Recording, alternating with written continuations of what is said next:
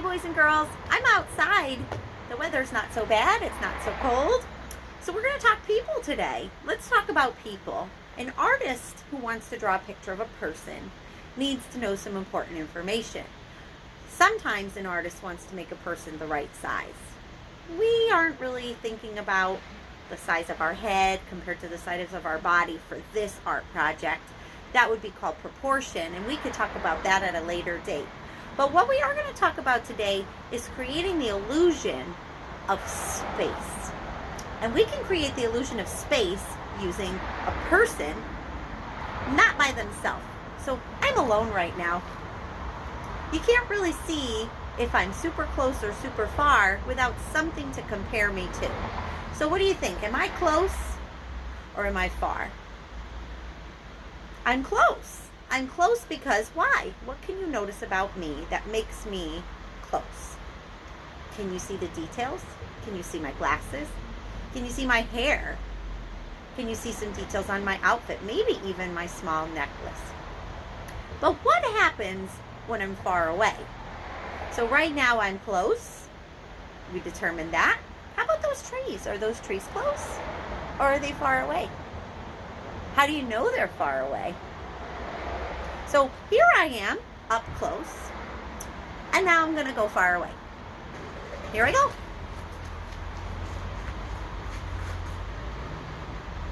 Watch this. As I get closer to you, I am growing and getting bigger.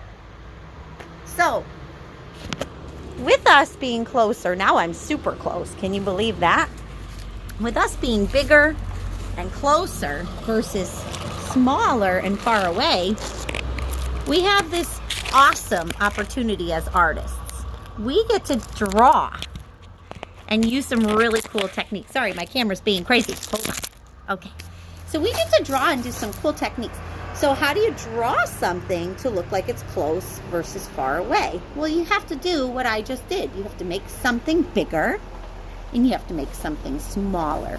So I said already that we don't need to draw a person to be the right size, like their head versus their body. We don't need the right proportions for this art project.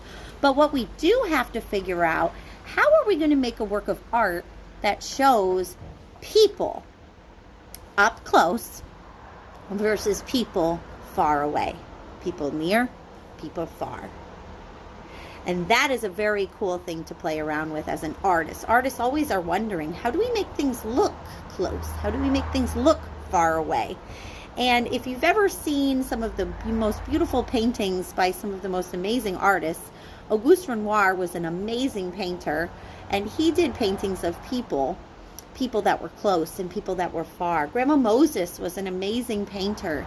She did things that were a little bit more folk, cartoony, not so realistic, but she did show people close, people near, in the same place as people far, and she created that illusion of space. So when you do your art project, think about that. You can't just draw one person. You're going to need to draw multiple people. Maybe there's a party, maybe they're at an amusement park, maybe you are at a soccer field playing soccer with other people. So for this project, you need to draw at least 3 people in your picture. But you say, oh my gosh, Mrs. Vining, I don't know how to draw a person. Well, a person is very easy to draw if you think about their shapes.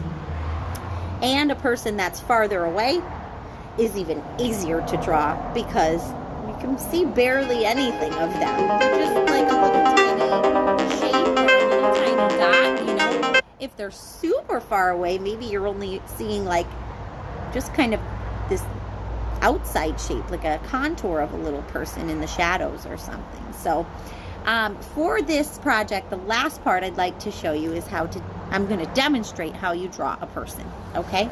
So when you draw a person, people are actually super fun to draw if you think about their shapes.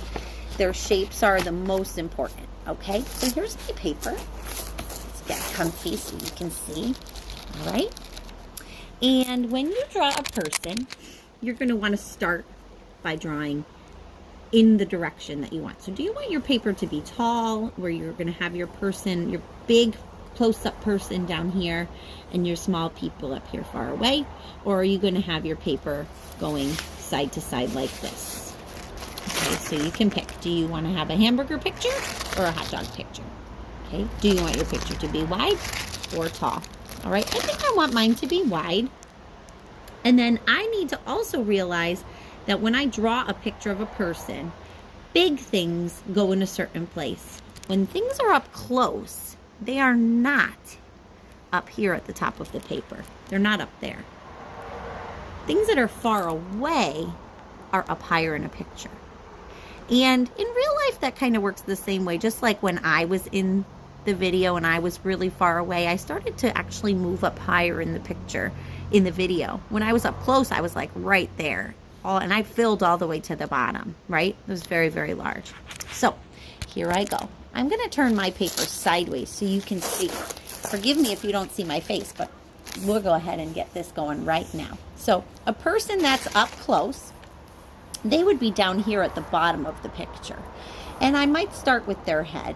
Person's head is an oval. They have a neck.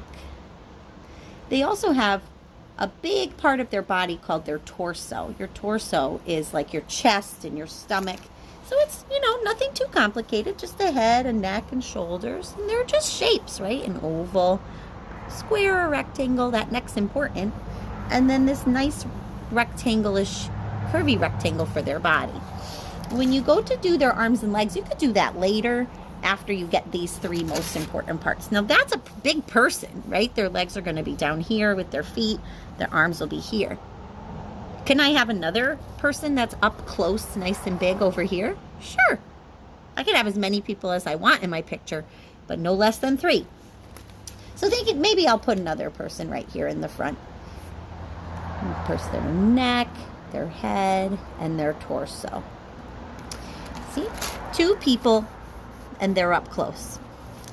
And then I can go ahead and decide, what do I want these people to be doing? Well, a person has some different parts. They have arms, they have hands, and their arms and their hands are connected.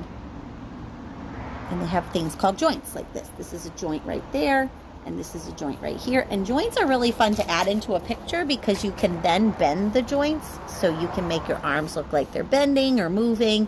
And this drawing is going to be a picture of people, so it's really fun to see what are these people doing, what action are they doing, and see if you can pose your people while putting them up close. Then, of course, we'll talk about in just a minute how to get them far away. So we've got their legs coming next, and your action scene of these people near and people far are going to be really, really great. There. So I wonder what that person's doing. They've got a head, a neck, a body, arms, legs, and they have their joints, and I can see where their joints are bending. No spaghetti noodle people made out of sticks. That is not what this project is about. I want to see real nice looking people with real shapes, okay? And I want you to do your best to give it a try. So now let's talk about small people. Are we going to make like a little tiny person in the front right here? No. But a person in the background would be up higher. So they could be here, here, here. They would have to be higher than these people. So we're going to put our small people in the distance. You may even want to add a place, a setting, a horizon. We've learned about horizons. Horizons are where the sun sets. And maybe these people are just kind of walking on a trail in the woods. Maybe they're just chilling at the park. It's up to you where your people go. And you might even want to think about things like right now, things that we can't do, things that we want to do, things that we used to do that we miss doing. This is a great opportunity to kind of think about those things. So I haven't added my person's legs yet, but I'll make sure to do that. These 2 people are big and they're in the front. This little path I put, this could be hills of grass, this could be a road, this could be a fence in between 2 yards. It could be a lot of different things, a stream or a river, and it's just a horizon, that's all. Now I have room up here, and I have room down here. This is the front called the foreground, and this will now be the back called the background. And where do you think the people far away would go? Would they go here in the foreground? Or would they go here in the background, further away, in the back? they would go in the background. So I go ahead and I add some people, and I remember I said that what happens to a person when they're far away, they get smaller. So now we draw a small person, little people far away doing something in the distance.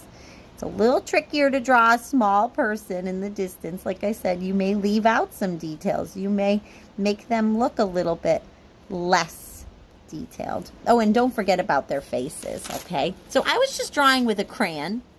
Crayons are tricky to draw with. You might want to draw with a pencil first. Sketching with a pencil is always a good idea. But look at what happened.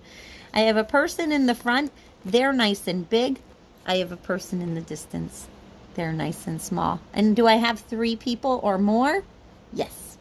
When you're done with your sketch, please color it in and make sure you work on those peekaboos. I want to see no peekaboos in these pictures. I know you can do it, and I hope you have a great time. If you're very curious and you want to try this experiment that I showed you when I went far away, have your brother or your mom or your sister or your dad or your cousin go all the way on the other side of the room, and you can measure them with your fingers just like this. And as they get closer, I promise you, your fingers are going to get further apart, because as they get closer, they're going to grow just like I did and get bigger. Big things are near, and things that are far are much, much smaller. Have a great time drawing and exploring this way to create space in your art.